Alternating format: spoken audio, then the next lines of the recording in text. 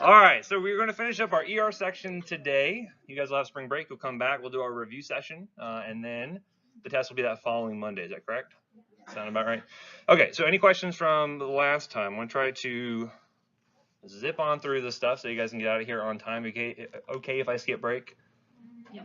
Okay, I imagine you guys will be reasonably okay with that. So anyways, we are on to ACLS. You guys will cover this. You guys will have sims on this. You'll have some opportunity to practice this, but it's good to have an idea of some of the medications you're going to see more commonly. A lot of these we've covered already, but we're going to see how we're using these specifically in the terms of, you have someone who's actively coding. How do we utilize the medication? So meds to cover, here's the list here. You guys can review that, but we'll talk about these more in detail, kind of when we're going to use specific ones, and that'll be part of the test questions. It'll be like, hey, you have patient asystole, what's going to be the first line med you're going to use for them? Or hey, someone's in torsades, what's going to be the first line med, right? So those will be the kind of questions we're going to ask from there. I won't ask specifically on dosing. So if you see doses on the questions, just assume that they're correct. I'm not going to try to trick you guys up on that. It'll be more like drug selection more than anything else, okay? So first things first, how in the heck do you get these drugs out of syringes? And I will tell you, the first time you ever try to use these medications, it'll come in a box. This box right here, you see, and you're going to open it up, and invariably you're going to open it on the wrong end, and you're going to try to get it out, and nothing's going to come out. These things are designed to be opened one way. But essentially what you get are these things called Bristojets. And so it'll come in as a syringe right here, and it'll have the actual drug in this vial. And this is glass, so don't drop it, because we'll break everywhere, and you'll look kind of silly when the patient's like actively dying, and they're like, get the epi, and then you break the, not good. Not that I've ever done that, but anyway, what you're going to see here is that this is kind of nice because this green cap here is a lure lock. Anyone familiar with the term lure lock? You know what that means?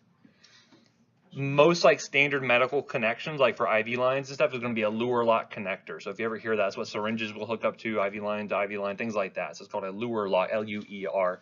But basically, this, if you take this little yellow cap off, you have a lure lock that you can hook up to an IV line that's already established, or potentially there is a needle on here as well. So if you need to like inject this into something else, there's a bare needle that's present. So normally you don't need that. And basically, you would attach the syringe here. You basically put the two rubber ends together, and then once it's in the chamber, then you just basically spin it. The other important thing, so here, these little yellow caps, you have to flip those off basically before you try to attach it together, because those are meant to kind of keep the areas sterile, because again, you're still injecting these into patients, and so they still need to retain some sterility there. Basically, flip them off, you'll stick it together, attach it, and then it's ready to go, okay? And what you'll find is like for most like adult codes, like this entire vial is going to be what the dose is for the patient typically, right? Because again, in a lot of cases, you don't have to think about what dose to give, you just want to get it in the patient as quick as you can, right? When would that not be the case? Peds, absolutely. So peds, you cannot do that. In a lot of cases, we had to drop individual doses for the patient, which can be much more harrowing. We'll talk about pediatric codes a little bit later. So, and again, remove the protective caps. You got to flip those off, and then you basically will put the syringe or the actual vial of drug into the chamber, the kind of the tube there, and then you'll just twist it on, and you kind of feel that puncture through the rubber grommet there, and then you can just administer the medication. So just in case you're ever having to deal with these, or you see some simulation ones, you'll kind of have a better idea how to do it. But you have to practice with it a little bit to kind of get the kind of a good smooth motion with that. I always see people though open up the wrong end of the box, and so like I said, make sure you open the one that says open, because otherwise nothing's going to come out, because the cardboard is designed to not let anything out at that point. Okay, so bradycardia will be the first thing we're going to cover. So what do you think meds we're going to use for this? Epi is going to be one. What else? Atropine. Yeah, atropine is going to be the other big one. So those are kind of the two used here. So the first drug we'll talk about, and this will kind of carry over through everything else, but epi is going to be kind of king when it comes to ACLS in a lot of cases. This is an endogenous catecholamine. This is what our body produces a lot of the time anyway, so we're going to get good kind of balanced stimulation between the alpha receptors and the beta receptors. Okay, so what does that do for heart rate? Speeds it up, right? And so what's that going to do for blood pressure? Should increase it, right? Absolutely. So it's going to be totally stimulatory here. It's going to provide better coronary perfusion. It's good for all sorts of things. So you're going to find that mainly it's indicated for symptomatic bradycardia. So specifically, they have like a heart rate less than 60. Now, is that anybody with a heart rate less than 60? No, athletic patients, you may find they have a resting heart rate in the 50s, no problem. They're perfusing very, very well. However, if they have evidence of poor perfusion, they're getting kind of cold and clammy and just don't look, they're kind of looking sort of ashen. This is when you can consider using something like epinephrine. You find for bradycardia specifically, this is not the first line. We're going to use atropine for that, which I'll cover in just a minute here. But when you're dealing with cardiac arrest, whether it's VFib, VTAC, asystole, PEA, any of those, epi is going to be king, right? So you're going to be giving this one every 3 to 5 minutes. You're going to give it a milligram of epinephrine, right? So every 3 to 5 minutes. And so this is one of those things during a code where you kind of have this like time dilation, shrinkage sort of thing going on. It's almost like you're in a TARDIS for the remainder of the code, you know, no Doctor Who people. Anyway. But you're going to find that like time goes by at kind of strange intervals, and so it's really important to look at clocks, make sure you're measuring the appropriate amount of time before the next dose is needed there. Now, does epinephrine, do you think it has like a lot of proven efficacy that it helps to save lives when you have someone who's actively coding? Actually, no, there's not a ton of evidence there. The best thing we have evidence for is what? AEDs do save lives, certainly when they're on the, used on the outside, for sure. CPR is really the only thing that has like the best evidence behind it that it actually will save lives. We give epinephrine still, and there's a lot of drugs that we used to give along with epinephrine. We actually don't use all that too frequently anymore due to the fact that we don't have any kind of proven evidence of increased life, any signs of ROSC or return of spontaneous circulation, anything like that. So unfortunately, we still give it all the time, but again. Question is how effective is it going to be? If they're bradycardia, this will certainly give them a kick in the heart, and they'll definitely start to increase heart rate, hopefully get them perfusing a little better.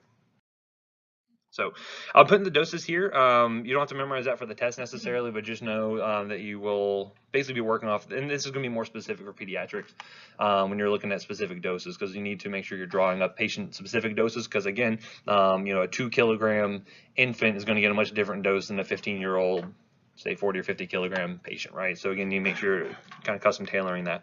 Now, has anyone ever seen this kind of nomenclature, this 1 to 10,000 or 1 to 1,000 epinephrine? This is old school nomenclature, and basically means you have 1 milligram of drug per, or 1 gram of drug, I should say, per every 10,000 mLs of solution. Does that seem like a particularly useful bit of knowledge?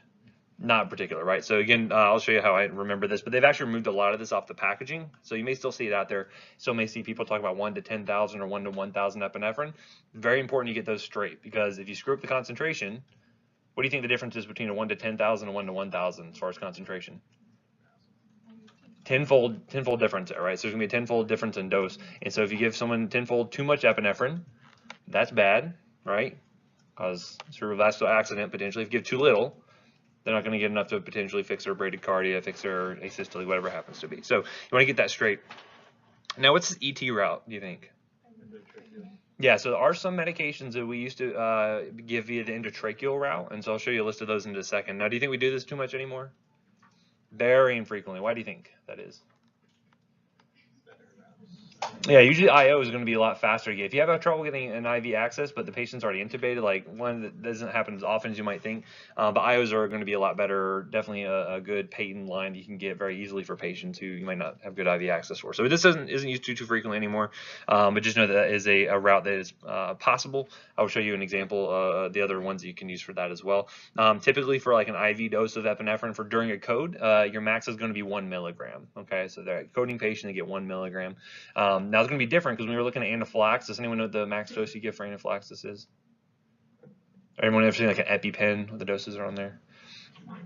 Usually an EpiPen is like 0.3 milligrams, or like an EpiPen Junior for like little kids would be like 0.15. And usually even for anaphylaxis, we'd top out at like 0.5 milligrams. So this is a really big dose of epinephrine. You don't want to give this big of a dose to a patient who's like conscious and with it and not actively coding, because this could cause an arrhythmia, cause pretty significant hypertension. So just be aware of the doses and kind of look at those as you get more familiarity with these. And when you're doing your simulations, you'll have a better idea for what these doses are a little bit later.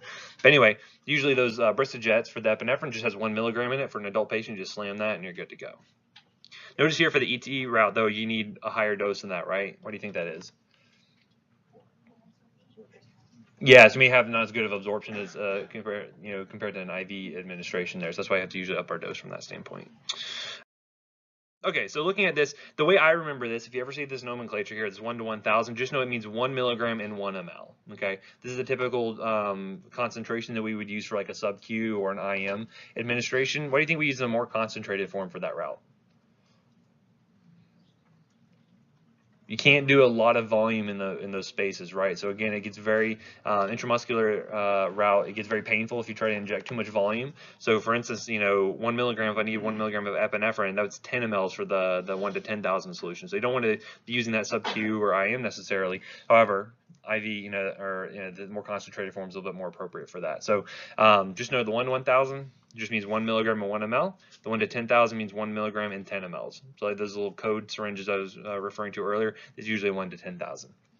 But because of the dosing errors, we started to get rid of those. And so I'll give you a good example of how this can cause an error.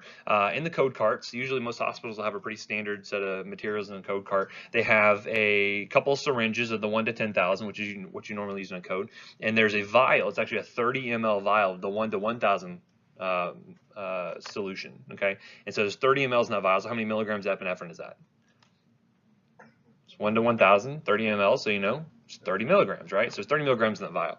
And so there's a protocol that the nurse could set up an epi drip. They could basically mix one of these Bristojets, these syringes of the 1 to 10,000 solution into a bag of saline, and they could hang that on the patient and start an epi drip. We'll talk about vasopressor drips later. However, this one nurse who's not very well practiced there, and she wasn't used to working in the hospital, she was like, oh, so I'm supposed to use this whole thing of epinephrine? And the other nurse who was busy with the patient was like, yeah, use that whole thing of epinephrine, not realizing she was holding up that vial. So you have 1 milligram in the syringe versus 30 milligrams, a little bit of an overdose, right? And so fortunately we were able to catch that before the patient actually had it hung up on them, but it was mixed, ready to go. And so you have to be really, really careful when you're looking at these concentrations. So just be aware of that because you can cause some big accidents that way. So I mentioned usually for endotracheal tube dosing, so basically if you have no other form of IV access available and you have a coding patient. But for instance, you use normally like anywhere between 2 to 2.5 times the IV dose, sometimes even higher than that with epinephrine potentially. So just be aware of that. The acronym I used to remember ET medications is LEAN. So not like lean like, promethazine and codeine mixed with the Jolly Ranchers or anything like that. But lean as in lidocaine, epinephrine, atropine, and naloxone, right? These are very standard kind of code meds, as we'll see as we kind of continue on. So naloxone obviously is for what? Yeah, for reversal of opioids, right? And so atropine we'll talk about using for bradycardia, epinephrine we already talked about, and then lidocaine. We know what we use that for in codes? Because we talked about it for RSI. What do we use it for there? Use it to prevent that spike in ICP increases that you end up seeing when you have laryngoscopy being done here. In this case, lidocaine is going to be used as an antiarrhythmic potentially due to that sodium channel blockade it can do in the heart. So you may see it being used for some ventricular arrhythmias. We'll talk about that in a second though. Again, rarely is ever done anymore, but just know that you may see that being used. Occasionally if you're in the more kind of like underserved area, maybe if you're working abroad in more underdeveloped countries, you may find this still being done occasionally. Okay. So atropine is the next one up. So this is going to be a muscarinic receptor antagonist. So it's going to be considered a vagolytic because it's relieving that effect of acetylcholine on the heart. So you're kind of antagonizing those muscarinic receptors. What would you expect the heart rate to do? Should go up, right? Because again, usually the parasympathetic nervous system releasing acetylcholine on muscarinic receptors cause the heart to go down, right? So when you vagal down, that's when you're causing bradycardia to occur. This is doing the opposite effect. So acting as a vagolytic. Okay, so this is good for bradycardia. We used to use this. So we used to, when patients were coding, we would give a dose of epinephrine, and then we would alternate with atropine for a few doses. And actually, they found there's no additional benefit to doing that. So we don't use this for cardiac arrest anymore. Atropine is really only used for symptomatic bradycardia to help get that heart rate back up. Okay, because what would you expect it to do to the blood pressure? Yeah, you may see some increase, but it's only as a result of cardiac output going up. You wouldn't really see the same increases as you would with epinephrine, right? Because epinephrine is like directly squeezing those alpha receptors versus this is more just kind of increasing your cardiac output by increasing heart rate, essentially. So kind of keep that in mind. So again, just doses here. Normally we kind of cap it out about 0.5 milligrams, especially for pediatric patients. And again, this is another one you can use via the ET tube. Don't memorize doses for our purposes, just know kind of the concepts we're kind of covering here. Okay, so those are the two main things you would use for bradycardia. Typically, atropine is going to be used first. I'll look at the algorithms here in just a few minutes. But atropine is usually used first, and if that's still not working, then epinephrine is going to be your kind of go-to drug. Okay. All right, next up we have tachycardias. What do you think we can do for tachycardias? Okay, so we'll talk about adenosine in a second. Anything else? What have we talked about before, like especially like in the antihypertensive section or the antiarrhythmic section? What slows down heart rates? Beta blockers and calcium channel blockers. Which one specifically, though? Non-dihydropyridines. Remember non-dihydropyridines, which are? Cardizem, which is diltiazem, and verapamil is the other one, right? So those are two non-dihydropyridine calcium channel blockers, and we'll look at beta blockers as well, okay? So the first drug, this is one of my favorite drugs to give. It's probably only second to ketamine. This one's called adenosine. And again, adenosine is a natural product that we produce ourselves, right? And typically, adenosine is like kind of like the emergency brake on a car. So it just kind of stops everything for a second, and then gets metabolized really quickly, and then things can kind of start back up again. And so you're going to find this causes a temporary total AV nodal conduction block. And what the whole point of this is, it helps to kind of block any kind of reentrant arrhythmias from occurring here. So the cases where we use this are going to be specifically for these narrow complex supraventricular tachycardias, or SVT, right? You're not going to use this for any type of like VTAC or VFib. These need to be atrially mediated sort of tachycardias. So again, this way you get supraventricular tachycardias. And basically by blocking off that transmission from the AV node down, it's going to stop everything, give the heart a chance to kind of reset itself, and then it comes back. So what do you think the effect of that is going to be if I stop all that conduction from the atria down to the ventricles? They're going to flatline for a second, okay? Sounds a little scary, right? Very exciting when you do it. Very kind of interesting. You hope the heart rate's going to come back. Usually it does. If not, we'll be prepared for it. We'll have our epinephrine ready for that. Anyway, so you can see how basically we can give this, has to be being given via IV, and it's going to be really important the way we administer this, which I'll talk about in a second. Basically, you start out with a smaller dose here, usually like 0.1 mg per kilo up to 6 milligrams. You push that. We'll talk about why you have to push that really fast, and that doesn't break the SVT. Then you would go ahead and do 12 milligrams to see how that responds. Anyone know any other ways you can try to break an SVT? Vagal maneuvers? Yeah, you like to do vagal maneuvers, right? So again, that's kind of doing the opposite of what the atropine was, or if you kind of have them bear down or try to blow on a straw or something, that will actually help to increase that parasympathetic load on the heart. It's going to try to activate those muscarinic receptors and try to slow down that conduction there. So again, that's one way we can do it. Certainly, that's less invasive. We usually will try that first, but that's still not kicking in, and we'll do adenosine for these patients. And these heart rates can get very, very high, so they can get up to like, the 180s. I saw an infant who was like in the 220s. It's a very, very high heart rate. The problem with that is when the ventricles can't really keep up anymore, and then you have this kind of really disorganized sort of flow of blood out of the heart, and you get, perfusion gets compromised pretty significantly there. Anyway, the way we do this, anyone know a name for this? It's a three-way stopcock. Okay. Basically, you can hook up 3 different lines of IVs to either end of this, and this little blue thing here will kind of dictate which way the fluid cannot flow. So you can notice here, if you look real close, it says off on there. So what we're going to do when we're administering adenosine is the fact that you need to push it really quick, because the half-life is less than 10 seconds. So if I'm administering this peripherally, say in the arm, less than 10 seconds, that drug's going to be degraded pretty significantly. So I can give a dose, and if it doesn't break the SVT, the question is, well, did I push it fast enough to actually make it to the heart? And if not, then I didn't give it really a good enough dose at that point, right? So you may think either the dose wasn't big enough or I did not give it fast enough. So this is why we use this contraption we'll make up here, where basically one end will go to the patient. We're going to have one end that's hooked up to our syringe of adenosine, and we're going to have another one hooked up to a saline flush. You know how much volume's in a saline flush usually? Like 9 or 10 mLs, right? So 10 mLs of saline essentially. And so what you'll do is you'll have this thing set up. You have one end to the patient. You have your dose of adenosine, dose of saline, and basically you're going to say, okay, you're ready to give it. Usually the patient's on a continuous EKG at this point, so that way you can monitor and look for that flat line that occurs. You'll push the adenosine, push the saline directly after to try to help force it to the heart a little bit quicker. And then if it works, then you'll see basically the heart kind of stop for a second. Everyone kind of holds their breath. And then hopefully the rhythm comes back and it's in normal sinus.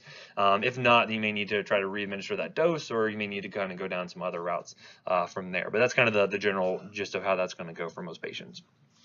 So again, really need to flush. Important that you do that.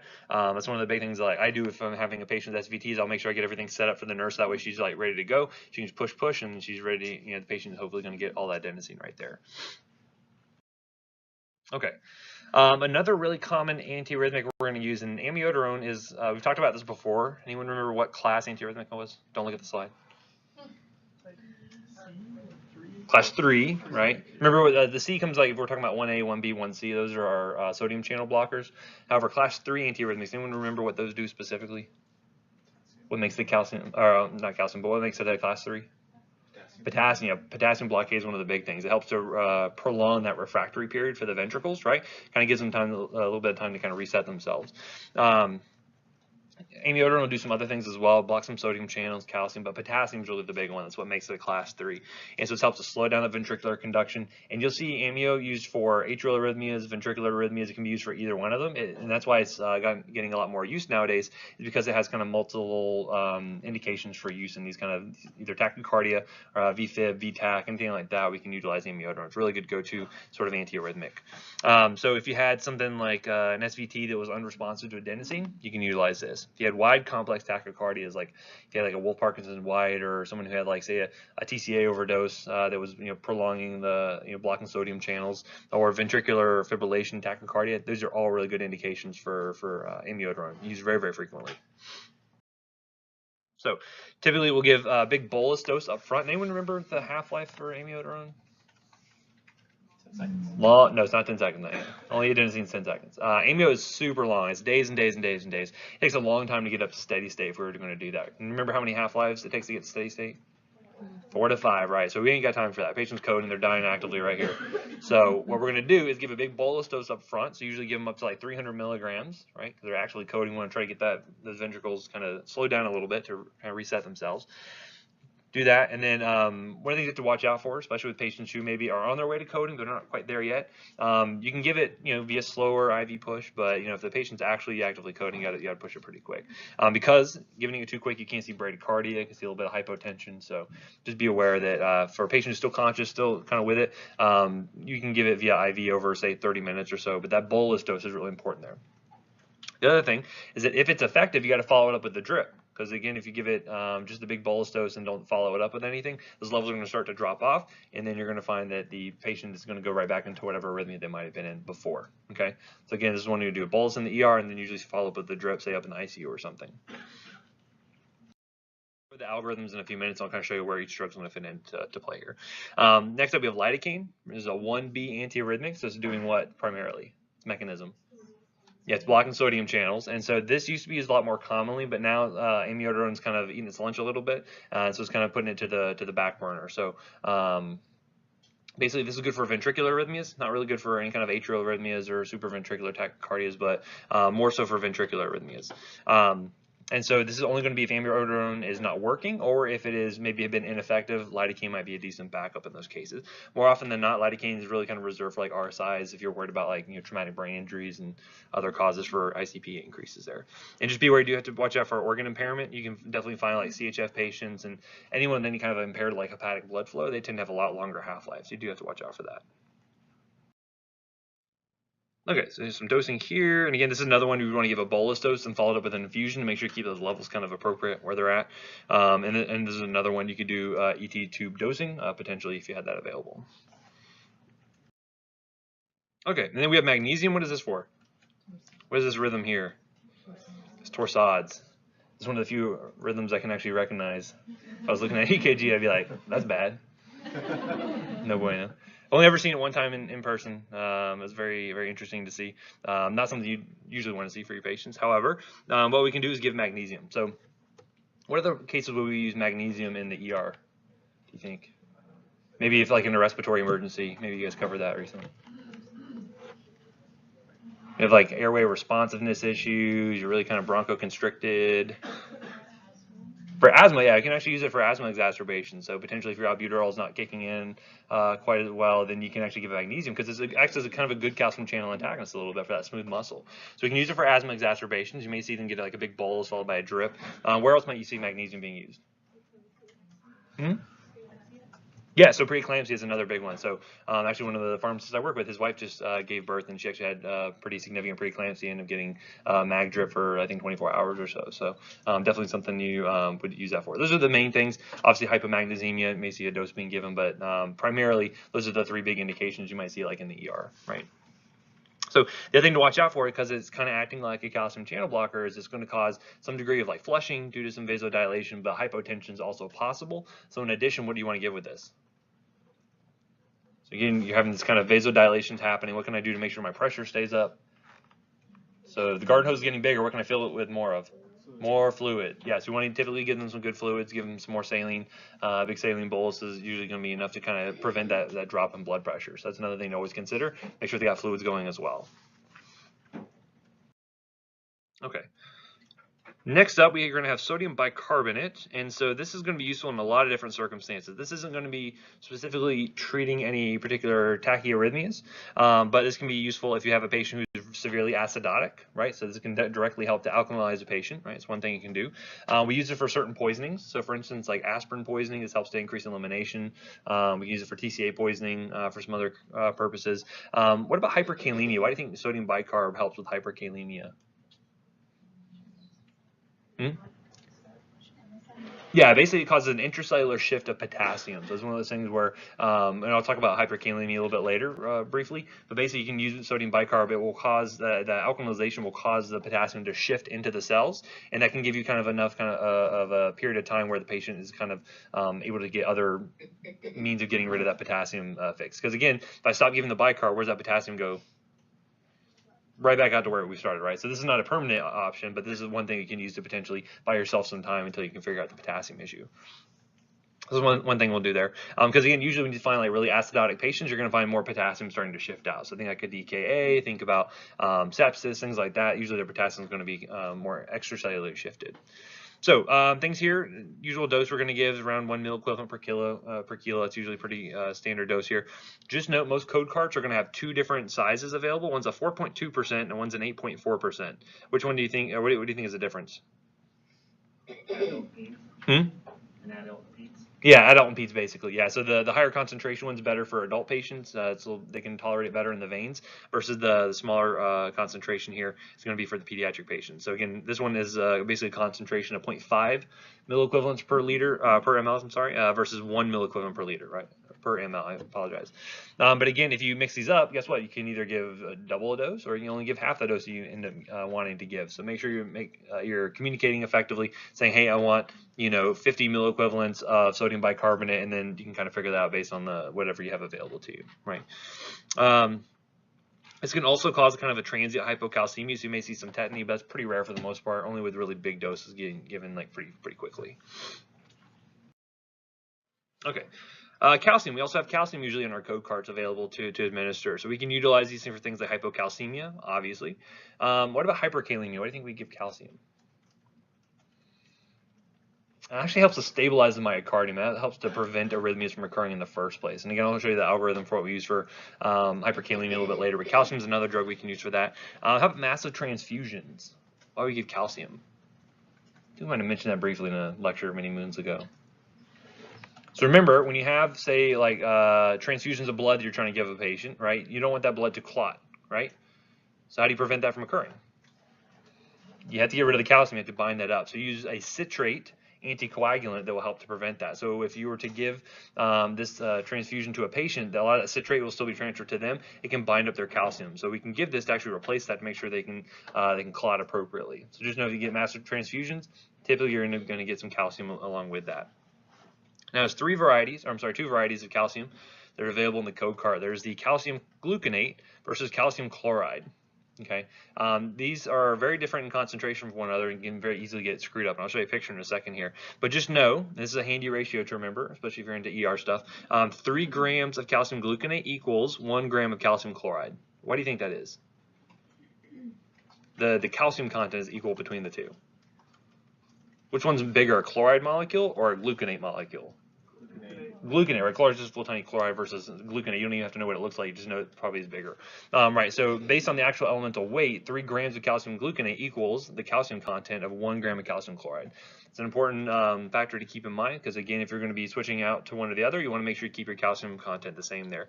And that kind of goes into the dosing a little bit. So you can see with the calcium chloride, you give 20 milligrams per kilogram versus the gluconate maybe 60, right? So kind of a 1 to 3 sort of conversion there. Now, the reason why we have both of those available is because calcium chloride is super hard on the veins. Really likely to cause a lot of phlebitis, can cause tissue injury if you have extravasation. So if you have the ability to give these drugs, as a less concentrated form, as a little bit easier tolerated version, calcium gluconate is going to be a little bit better. Patients actively coding, still give calcium chloride because you don't really care about their veins so much at that point. You just really want to make sure they're alive. So calcium chloride is fine for those patients. The other thing is nice, if you can do central access, that's going to be better. So when I say central line access, what do you think that means?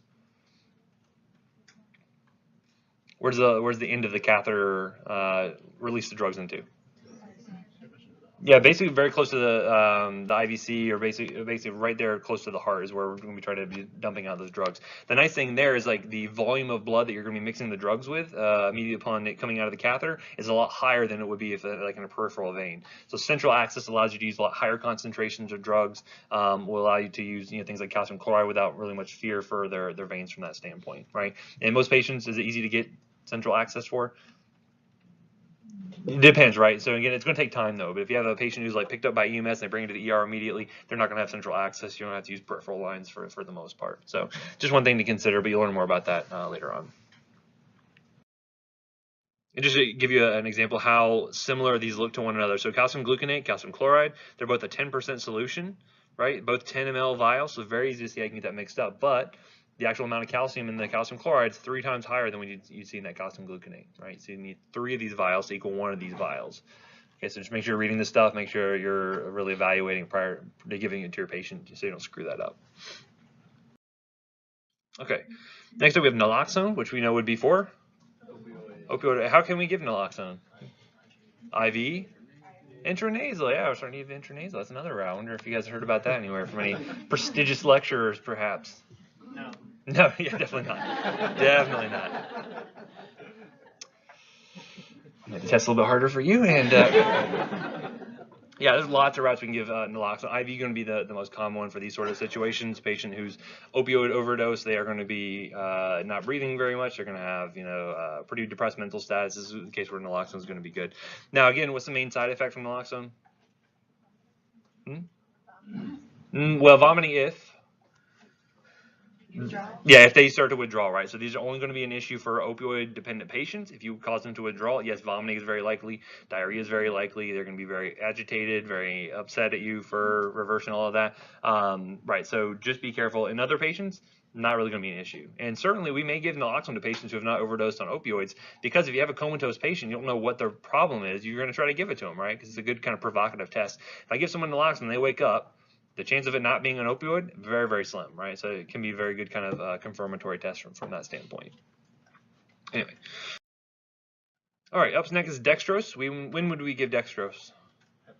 Hypoglycemia, absolutely. So we're going to give it during hypoglycemia. That's the primary use we're going to see here. And additionally, we'll talk about insulin being used for hyperkalemia. Anytime you're giving insulin as an IV bolus, you want to give dextrose as well to make sure they don't get hypoglycemic. Couple different concentrations you're going to have available. Usually, like in code cards, you'll see like a 25% and a 50%. Just keep in mind the smaller concentrations, the more dilute solutions are better for peds. Dextrose is another one at high concentrations is really, really rough on the veins. So D50 is really going to be reserved for like adult patients typically, right? And remember that 50%, remember what that means? How can you turn that into milligrams per ml concentrations? Move it over one spot, right? So again, I know D50 is going to have 500 milligrams of dextrose per ml, essentially, right? And that's good for helping you calculate doses, as you already know, based on your prescription assignments and whatnot, right? Just to clarify, everyone see that announcement I put about the prednisolone? Just use the solution, the 15 per 5, okay? Make sure you use that one. I didn't realize there's an ODT available, which is how much I know as being a pharmacist, but that's not the one I want you to use, okay? Okay, I mentioned adverse effects. Certainly you can see hyperglycemia, but if they're coding, it's probably not going to be a big issue at that point. But it can be very irritating to the veins. Okay, so looking at the adult cardiac arrest algorithm, so this is the 2015 update. This is going to be basically going down and saying, okay, well, what type of rhythm do they have? This is where AEDs can be really useful for lay people out in the world, in the wild. But basically, you're going to say, okay, well, do they have a shockable rhythm? Anyone know what a shockable rhythm is? VTAC or VFib are your two shockable rhythms, right? The PEA or asystole is going to take you down a different route. But let's say we have a shockable rhythm here. Okay, so we're going to hook them up to the defibrillator. You're going to do 2 minutes of CPR. And again, I'm not going to quiz you specifically. How many minutes of CPR do you do? How many compressions? Blah, blah, blah. Not going to quiz you on that, but basically we're going to be looking at the drug specifically for my purposes. Certainly during your sim and during other tests like that, that'll certainly come up. Anyway, so again, you're going to look to see they have a shockable rhythm. You're going to continue doing CPR. This is where you're going to use your epinephrine.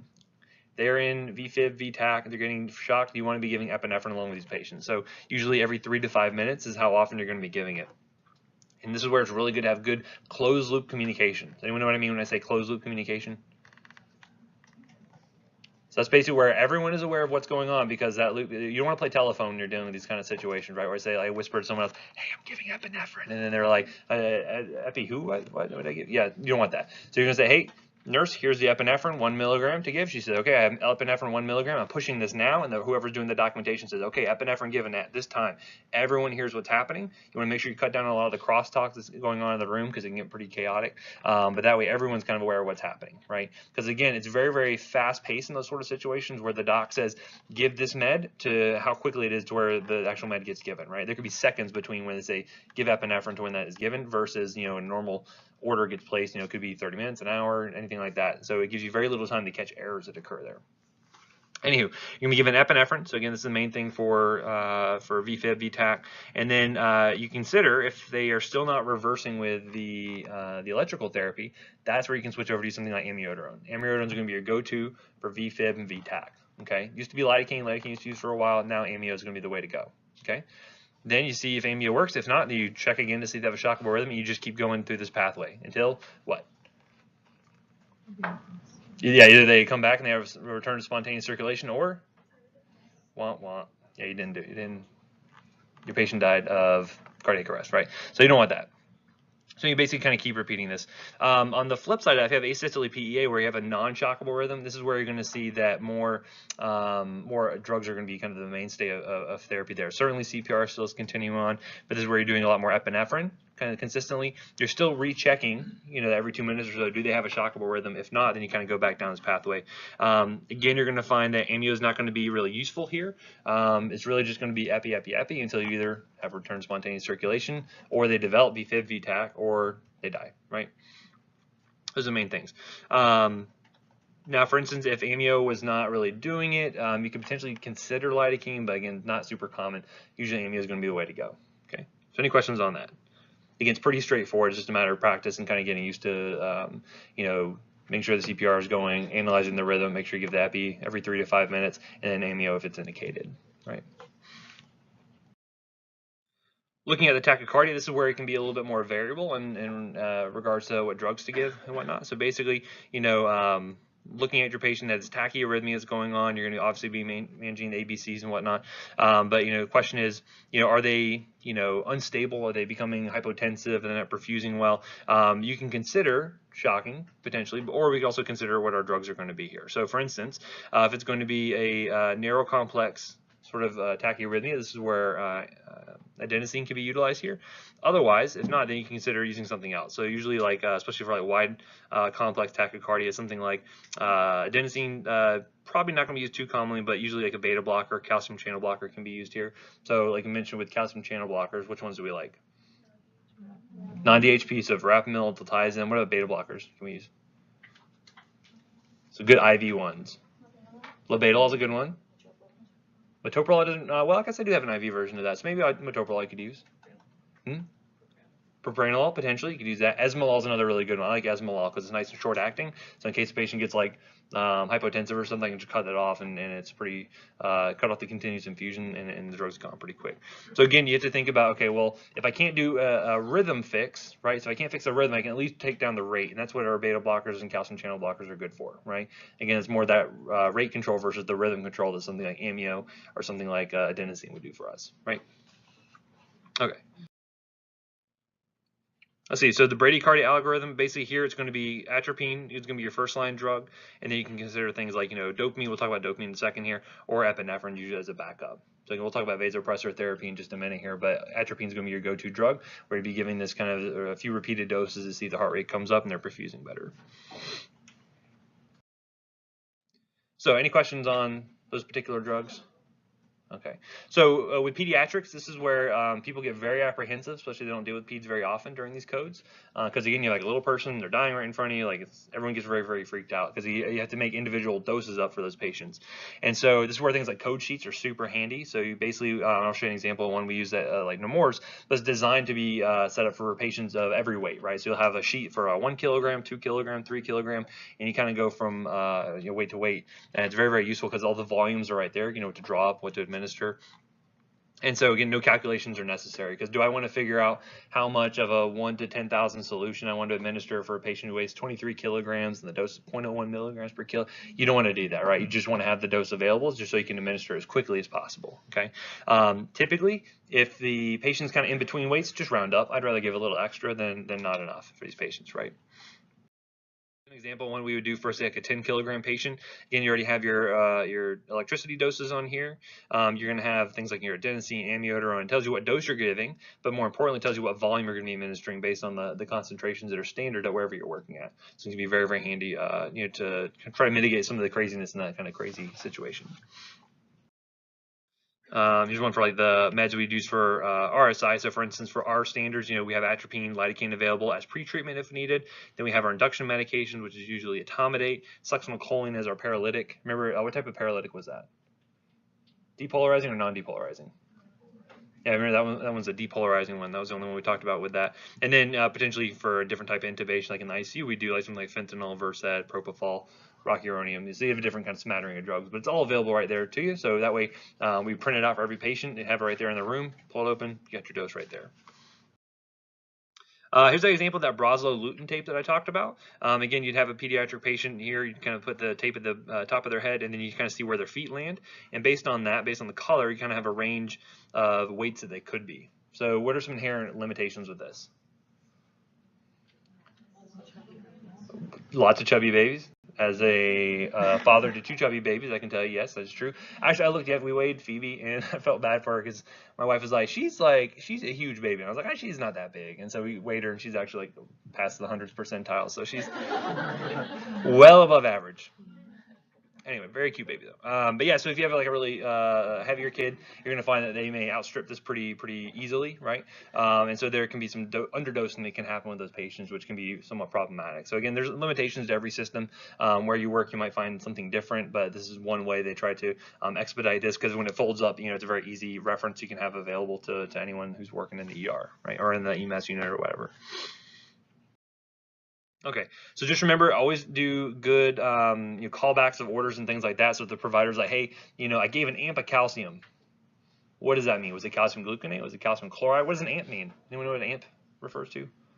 Not like the Marshall kind or PV. No, an ampule. We're trying to do an ampule. How many ampules do we actually use anymore? Not very many, actually. So especially on the code meds here. So again, it's kind of outdated lingo that we're using there. But again, you need to make sure you're being very specific. So say, well, I gave 1 gram of calcium chloride IV, right? So again, that's much more specific. It doesn't take you that much longer to say. There's issues where you need to make sure, like with your continuous infusions, you get the units right. Hey, start dopamine at 5. Well, 5 what? 5 ducks? 5 liters? I don't know what that means. Because you can find that like in pumps and things, you may have different units there. Mics per kilo per minute versus milligrams per kilo per hour. You got to keep it straight. So by being very specific, you can avoid issues with this. I've seen whole bottles of nitroglycerin infused into patients because they said started at 20 mics per minute, and they did not say the mics per minute part. They just said started at 20. Someone programmed in mics per kilo per minute. A lot bigger dose than mics per minute, right? The whole thing got infused in. Patient did okay, but it's one of those things where it's a definite medical error that could have been pretty bad, right? Okay. So just you guys are okay if I keep going? All right, knock this out. So we're dealing with chronotropes, ionotropes, and vasopressors. Oh my, right? Okay, what's a chronotrope? Should speed up the heart rate. Inotrope? Increases the squeeze of the heart, right? How about vasopressors? Squeezing the vessels, right? You're pressing the vessels essentially, right? So these are going to be things that either increase the heart rate, increase the speed or the strength of the contraction, or they will increase the squeeze on the vessels, okay? Double duties here, but basically these are drips that you would be starting your patient on. Once you kind of get them resuscitated and getting them ready to go to the ICU, these are things you can do to maintain blood pressure, maintain cardiac output. We'll see where these different things are going to fall into place here. Anyway, so dopamine is a very common one. Who's heard of dopamine before? Most people probably have, right? Most people make their own dopamine, but we're talking about this peripherally administered dopamine. It's a precursor to epinephrine, norepinephrine, it's a catecholamine. Now, this one's kind of interesting because there's some dose-dependent effects here. I'm not going to have you memorize specifically which dose ranges are here. Just know that lower doses, you actually find that dopamine really only interacts with dopamine receptors. Mainly what this does is kind of increases renal blood flow, which could be a good thing, but not super useful for our purposes here as, looking in the emergency room, dealing with a hypotensive patient. At higher doses, you're going to find that it actually interacts with the beta receptors a lot more. So specifically beta 1 is what we're interested in. So what should that do to our cardiovascular system? Increase. Beta 1 affects the heart, right? So beta 1 would do what to heart rate? Increase it, right? What it should do to the squeeze of the contraction? Increases, right? Good. So at this kind of mid-range dose, you're going to find it's a good chronotrope and inotrope, right? You're going to get better cardiac output in those cases. Good for what type of patient? Maybe someone who has CHF, right? Someone who has poor ejection fraction, someone who has poor left ventricular function, right? That could be really good for them, right? That's one thing we could do it for. At higher doses, still, you start to get more alpha receptor activation. And what do the alpha receptors typically do? Alpha 1 specifically. Vasoconstriction, right? So this is where you can get hypotensive patient will start to have their blood pressure raised up. So this is good. And you think you have a CHF patient, maybe has gone septic, they're hypotensive, their their cardiac output's really kind of crummy. Put them on dopamine. At a high dose dopamine, you get good beta effects there on the heart, and you get good alpha squeeze on the vessels, right? This is one thing where you could do that. And so again, this is the only one that has really kind of that dose-dependent effect, but it's a good thing to note there. So that way, if I had someone who said, "Well, go ahead and start dopamine at 3," and they're hypotensive, bradycardic, I'm like, that's not really gonna do the thing you want to do. Let's try starting at 10, right, and go from there. And again, I would not just say 10; I'd say 10 mics per kilo per minute. You really want to make sure you're being specific with the dosing dosing there. Now, you just want to make sure that if you have a patient who's hypotensive, before giving a vasopressor, what do you want to make sure? Well, what do you want to make sure about the intravascular volume? You want to make sure it's adequate, right? So again, if my patient is intravascularly depleted, doesn't matter how much squeeze I'm doing on those blood vessels, it's not going to do a whole lot of that pressure, right? So again, IV crystalloids, that's going to be the big thing we're going to do there. When I say crystalloids, anyone know what that means? Normal saline, right? So crystalloids refers to salt solution. So again, crystalloids, salt. Normal saline is going to be this fluid we're going to use to try to make sure the intravascular volume is tanked up, and then we can have our vasopressor work even better in that situation, right? Now, you can run into some problems here. So like, for instance, beta stimulation can cause things like PVCs, especially if the patient kind of has an aggravated myocardium. You can see sinus tach, palpitations. Potentially, if you have too much, what could that do to the patient with, say, blocked up coronary vessels? What does that do to cardiac oxygen demand? It's going to go up, right? The heart's beating faster, it's beating harder. It's going to go up. So what could I do to someone with blocked up vessels? Angina, possibly induced MI, right? So these are things that can happen if you were to give, say, too much beta stimulation here, right? So one patient may not want to do that for. The other thing you have to watch out for with these vasopressors, especially at high doses, it's going to squeeze blood vessels kind of everywhere, and that includes the kind of the peripheral circulation as well. So you can see this kind of slinking vasoconstriction that occurs. And you can actually find gangrene in some patients that have high dose, long-term vasopressors on board. So you got to be careful with that, and just make sure you're kind of checking their extremities, make sure they're perfusing okay, make sure everything in the gut's looking like it's going well. Otherwise, you can run into some issues with that. Looking at the extravasation here, you can also see that if you were to extravasate this drug out of the vessel, you can also cause some tissue damage there. So we want to be careful with that. You can actually treat this by giving an alpha blocker. It kind of directly antagonizes the effects of dopamine there. So it's kind of an issue with any of the vasopressors. So just be aware of that, right? Everyone understand the renal issue there as well? If I have a lot of vasopressors on board, how that, because again, the body wants to primarily supply blood to where? Heart and the head, right? Kidneys can take a back seat. So if you have high dose vasopressors, oftentimes the kidney renal blood flow tends to go down as well. So that can be problematic for renal output. Next up, we have epinephrine. This would be another vasopressor we could potentially give. This one has lots of different uses. Certainly there's inhaled versions, there's topical forms. We talked about the intramuscular formation typically used for what? Yeah, anaphylaxis is the most common one. What do you think we should do if people accidentally stick themselves? That happens, that people actually have EpiPens that actually accidentally stick themselves in the finger. They call it the poison center and say, "Oh, my finger's blanching." You do.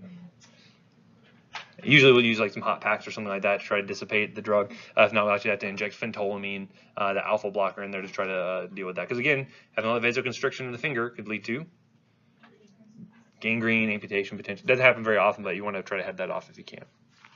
Anywho, so basically epinephrine, when you're using as an IV drip as a vasopressor, you're going to get good balance between the alpha and the beta effects, right? So again, it's not dose dependent, but you'll find it has good alpha squeeze for hypotension. It's going to have good beta activation for increased heart rate, increased strength contraction there. And again, very similar adverse effects to dopamine, okay? So remember which effects are being caused by which receptor activity, okay? So again, if you say like someone developed, say, a tachyarrhythmia after receiving epinephrine, that's typically due to what receptor? Beta or alpha? Beta, right? Because it's stimulating the beta receptors in the heart. That's causing it to increase in heart rate. Guess what? More likely to see an arrhythmia due to that, okay? I'm not blaming you guys. I know you're on spring break time already, so I'm just trying to make sure for the recording we have it all here so you guys can go back and review it when needed. Anywho, another one we have, this is a drug called Dobutamine. This is one you're going to see a lot more for decompensated CHF patients because this is a primary beta-1 agonist. Okay, this does nothing for the alpha receptors, so you don't see this increasing blood pressure necessarily, unless it's related back to cardiac output. But primarily, this increases the heart rate. It's going to increase the strength of contraction. Very good for decompensated CHF, but it is going to be arrhythmogenic, meaning can cause arrhythmias. Right? Same reason why dopamine can do it. Same reason why epinephrine can do it. Okay. And another one called Isoproterenol or Isuprel. This one we don't use too frequently, but actually we started using it for our cardiac unit. Same thing, beta-1 agonist. Mostly has been replaced by Dobutamine, but you may still see used occasionally there. I see a lot of like cardiac stress tests being utilized with Isoproterenol, where they'll actually will have the patient as a chemical stress test, where you'll give this to try to increase cardiac oxygen demand, and then look at an EKG to see if they have any changes. It could be indicative of blockage. So I may see that used occasionally. All right, next up we have Milrinone, and so this is going to be a good inotrope, so it's going to increase contractility of the heart, but it's also going to be a vasodilator. Who do you think that might be good in? Someone who's got poor cardiac output, but they're hypertensive.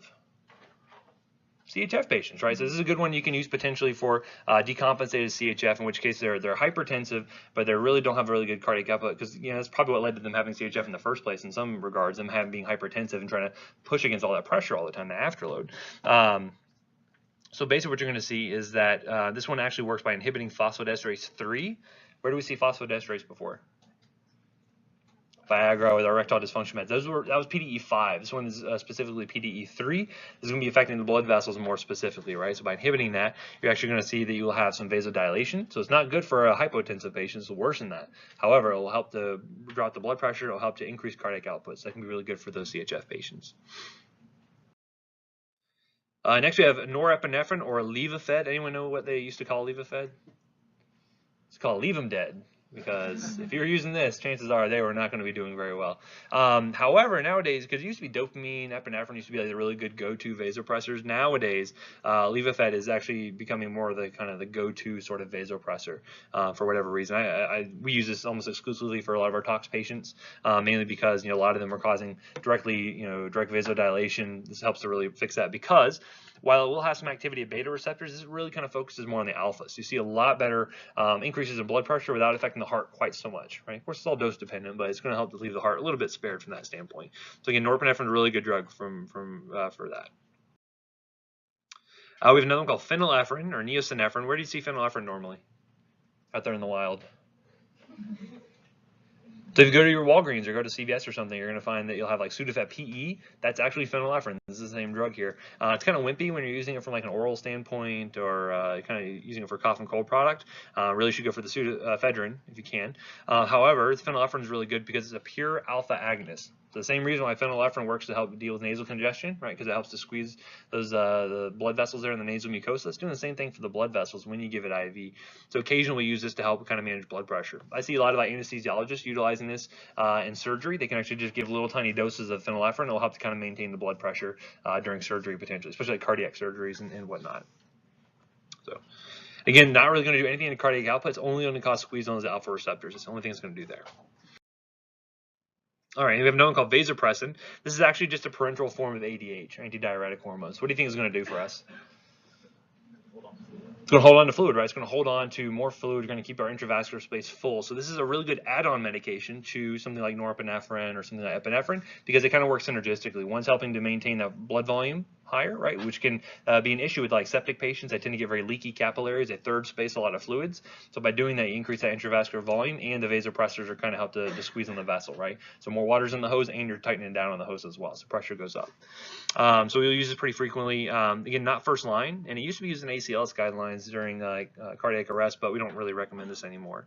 Now you could see some issues due to ADH, water intoxication, because ADH is what to thirst. Increase it, right? Makes you thirsty, right? Not that any of you guys would know that, but being St. Patty's Day, I don't know if you are aware, but apparently it's a popular drinking holiday, right? And so that's why you end up seeing a lot of urination associated with that, because alcohol inhibits ADH. So you get the opposite effect here. You get water intoxication. Usually not a big issue though, but it's a really good, helpful drug to add on to something like norepinephrine from that standpoint. Usually up in the ICU. Okay, so how to pick an agent? You want to figure out what the main problem is. Is it a poor cardiac output issue, but the systemic vascular resistance is okay? Maybe something that focuses more on the heart specifically, is like Isoproterenol, Dobutamine, Milrinone, those are all fine. However, if cardiac output and SVR are both diminished, this is where high-dose dopamine, norepinephrine, and epinephrine can be very useful. So kind of look at the problem, look at it's either bradycardic, hypotensive, like maybe something like norepinephrine, epinephrine is going to be good, but kind of look at the patient and decide what's best for them. Okay. If they have a diminished SVR, but the cardiac output's okay, norepinephrine, phenylephrine tend to be pretty good here. And if you have a septic patient, vasopressin is good to add on, right? It helps with that third spacing of fluids. Okay. Hyperkalemia. So why is this a problem? Can cause pretty significant arrhythmias, right? And so it's important to keep that balance there. We have, if you actually look on a milliequivalent per milliequivalent basis, if you boiled a person down to just their elemental content, you'd actually find the sodium and the potassium is pretty close together, right? However, like a normal serum sodium is what? Like 140 milliequivalents per liter. What's a normal serum potassium? 3.5 to 5, so like 4, right? So again, most of that potassium is actually within the cells. I don't know if you remember in physiology, but the analogy I like to use is our cells are kind of like salt-wrapped bananas, right? So again, a lot of potassium on the inside, a lot of salt on the outside. Anywho, we want to make sure we're maintaining this in good ranges. Again, primarily it's going to be excreted by the kidneys. So if you got bad kidneys, guess what? Potassium is going to go up, right? So if you think about your dialysis patients who have maybe missed a few days of dialysis, they missed it over the weekend, guess what? They're going to come with a very high potassium because their kidneys are not appropriately getting rid of it. So usually you're going to see that other things can do this. So ACE inhibitors, NSAIDs, that can certainly affect potassium levels. And the big thing we're going to watch out for is going to be this VFib and asystole that can happen due to those too high potassium levels. Because remember, when we're trying to reset the heart, reset the ventricles, like remember that last phase is caused by that efflux of potassium. If you have a ton of potassium on the outside already, you inhibit that. And so you kind of prevent it from being repolarized appropriately. And this is where we see arrhythmias happen here. Okay. So the way that I remember how to do this is see a big K drop, okay? So what we're going to do is we're going to give calcium. As I mentioned, calcium helps to stabilize the myocardium, helps to keep arrhythmias from happening. We'll give albuterol as a beta-2 agonist. And albuterol is going to do what for us? Yeah, it's going to lower potassium. That's a normal side effect we'd expect to see with albuterol because beta-2 agonism will cause an intracellular shift of potassium, right? It doesn't get rid of the potassium. However, it will help to shift it in, and it's not going to be affecting the heart quite so much, okay? Bicarbonate is going to do the same thing. So again, this is once you have IV access established, you can give bicarbonate. That will, again, help to shift the potassium in. We give insulin and glucose. These will also cause an intracellular shift of potassium, okay? So this is regular insulin to be giving here, not like a long-acting form or anything. And has anyone heard of K-exolate? So this is actually an exchange resin where basically you would give it orally or rectally. Usually rectally if the patient is like obtunded or not really in the state where they can take oral medications. But it's a resin where basically it contains sodium and it will exchange sodium for potassium within the GI tract. So that way it can try to get rid of some of that potassium. So this actually does eliminate it. It's not super quick. It's not particularly as great as dialysis is going to be, but it can be useful if you're kind of in a pinch here, right? And then dialysis is going to be the ultimate thing. You guys familiar with dialysis? What is that? Artificial kidney, right? So we're taking the patient's blood out. We're going to take off all the extra waste products, take out any extra electrolytes, put it back into the patient, and the decay is fine. Again, much more invasive, but very, very effective at getting rid of that potassium. Especially while these are only doing temporary solutions, dialysis is going to be the main thing that's going to fix them, right? So anyway, I'm not going to belabor these points. You can go back and review these. Just know calcium stabilizes the membrane, hopefully prevents arrhythmias from happening here. And then the beta receptor agonist and the bicarbonate is going to help to shift potassium into the cells. You're going to find that terbutaline is another one we could be potentially using. Remember we saw terbutaline last time?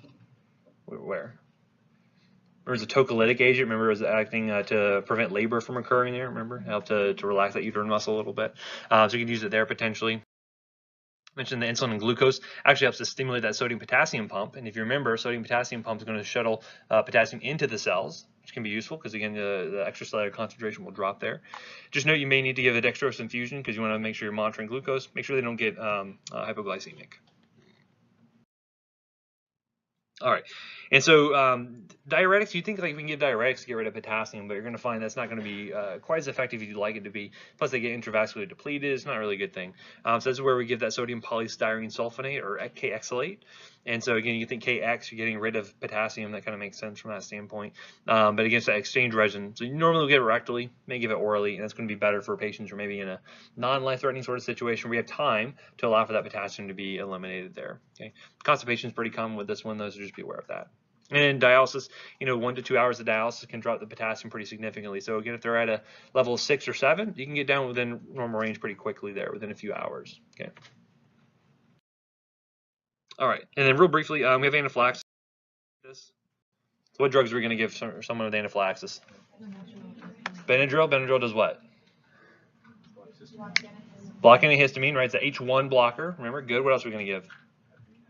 Epinephrine, good. How are we going to give that? Usually IM.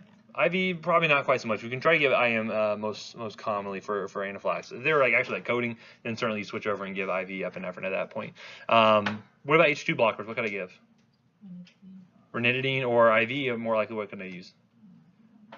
Yeah, famotidine is a more common one you can use there. So again, questionable. You don't always have to have an H2 blocker, but some people will add that on potentially. What can I give? Steroids, good. How long do steroids take to kick in? Are they going to be immediate? No, they take time, right? They're going to take several hours because they have to work, and at the side of the nucleus, change gene transcription and whatnot.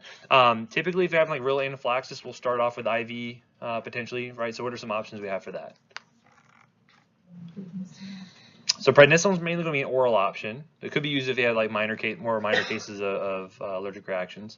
Methylprednisolone is a really good one, right? So methylpred is probably the more common one. Decadron or dexamethasone are the other big one we use most commonly, right? Hydrocortisone could also be used, or Solucortef, that could be a decent one. But usually it's going to be fine methylprednisolone, hydrocortisone, and then prednisone and prednisolone from the oral standpoint, okay? And we mentioned epinephrine. Again, we don't like to use sub-Q injections because, again, what happens to someone's blood pressure when they're anaphylactic? Usually drops, right? Do all that histamine, so again, they get hypotensive. You might have kind of erratic absorption. IM is going to be a little bit better bang for your buck from that standpoint. So in some cases, you might even have to use continuous infusions, but it just depends on the patient, how they respond. So, okay, that's it for my material for the test. Any questions I can answer? Have a wonderful spring break. Don't do anything that I wouldn't do, which is nothing. So stay home, play video games, and you're set.